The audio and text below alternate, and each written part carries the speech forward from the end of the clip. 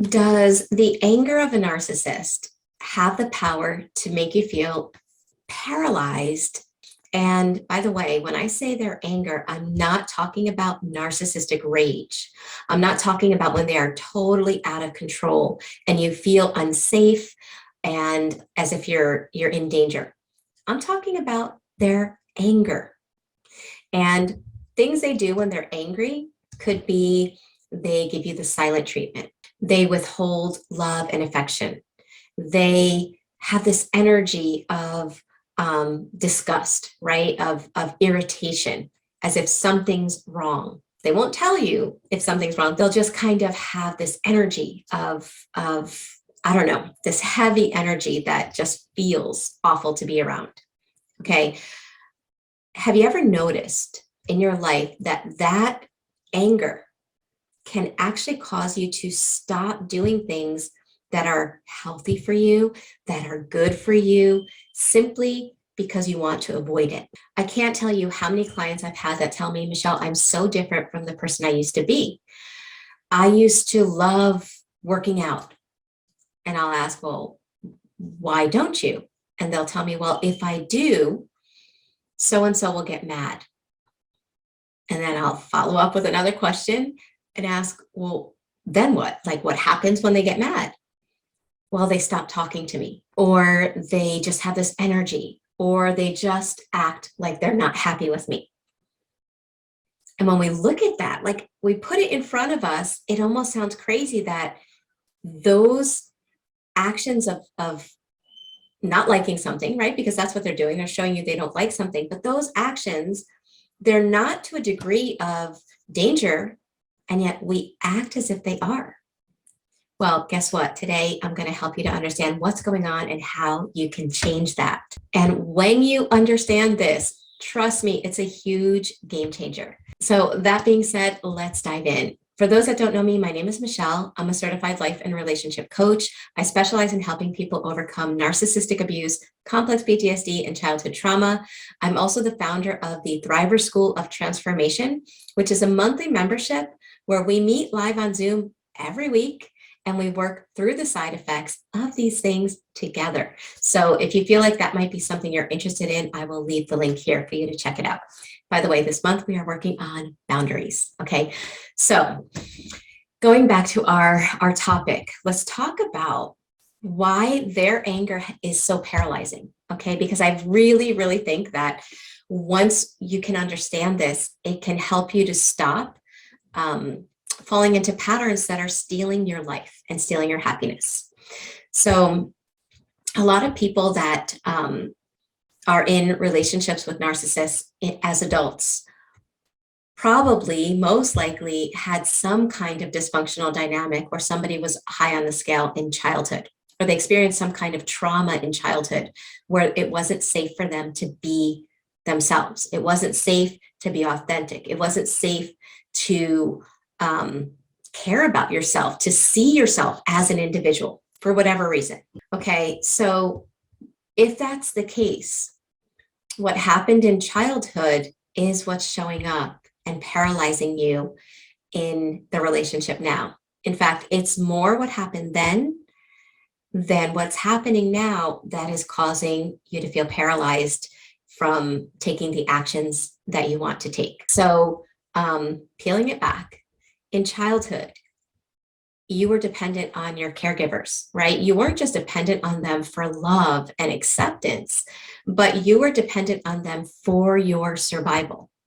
So imagine you have parents, your caregivers, and every time you are yourself, you express some kind of emotion that's different than what they're feeling, or a perception, or you just simply are enjoying something. And imagine that that parent shames you, insults you, makes you feel horrible.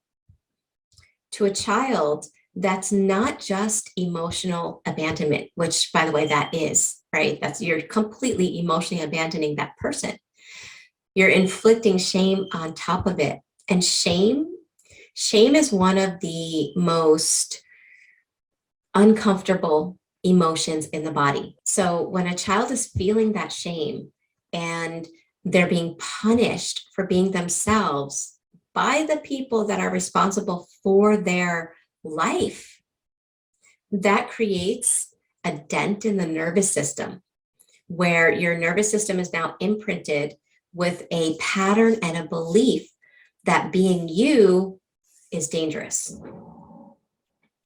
Being an individual is dangerous. On top of that, the child starts seeing that the parent's discomfort or dislike of them is also intertwined with survival. If my parent is mad or upset, then something really, really bad is going to happen, right? They have this belief that the dislike of their parent is going to mean something extremely life-changingly scary. That's the perception of a child, which in a sense is true. If a 3-year-old feels like their parent is upset with them and is rejecting them emotionally and or physically, then that 3-year-old is like, okay, who's going to take care of me? Like, I can't take care of myself. Not that they're thinking that logically, right? Because they can't. They're feeling it in their body as sensations. They're feeling the fear that the discomfort or the dislike of the parent is creating in their body. So when they feel that fear, what does a child do? The child develops coping skills to ensure their survival. If mom is mad, that means my survival is on the line. That means I need to do something to make mom happy. And oftentimes, the child's coping skill is to suppress and deny self so that mom is happy and therefore I can stay alive and my safety is ensured. That's what's taking place in childhood. Well, guess what? That imprint in the nervous system doesn't just go away with time. So now you can be an adult, right? And you're in these adult relationships. And have you ever noticed that the second your partner is upset with you, or they'll even just have a look, just with the look, your body will react. Your body will turn on. You will feel the same fear that you felt at 3 years old, as if your life is on the line. Now, it's not, because you're an adult, but that's the crazy thing with trauma. When trauma is imprinted in the body, it's not, I'm stuttering, let me rephrase that. It's hard to add information to it. So in other words, that fear, somebody's upset. When somebody's upset, that means my survival's on the line, is what's imprinted in the nervous system. And it's hard to add information to that, because that's stored in a place in your brain, in your limbic network, where it's hard to add information. When we can't add information to it, we can't process and release it. Now, I'm not saying it's impossible, okay? And I'm not saying it's going to stay like that forever, but what I am saying is that while it's unconscious, that's what happens. We haven't been able to add information. So when somebody gives us a look that is similar to the look that we experienced at 3 years old, at 5 years old, the fear that my life is on the line comes up with those same fears, as if you literally feel that your life and survival is on the line. And so what do? You engage in the same coping skill that your 3-year-old self developed, which was placate, stifle. Don't do that. That makes them upset. Don't do anything that makes anyone upset.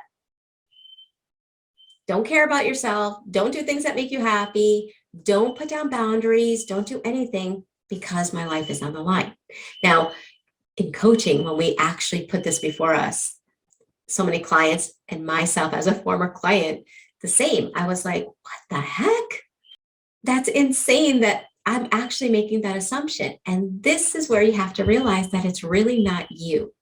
It's not your conscious mind making that comparison. They're mad. My life is on the line. It's your nervous system. It's your implicit memory.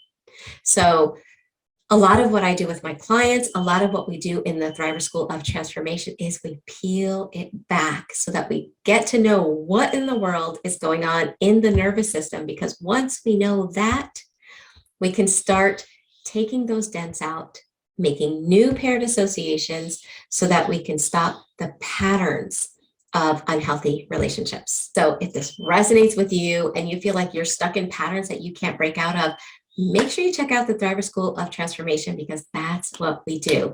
You get 7 days free to check us out, and then it's $79.99 a month. You get 9 to 12 live meetings, and starting next month, I'm going to be having biofeedback sessions available as well.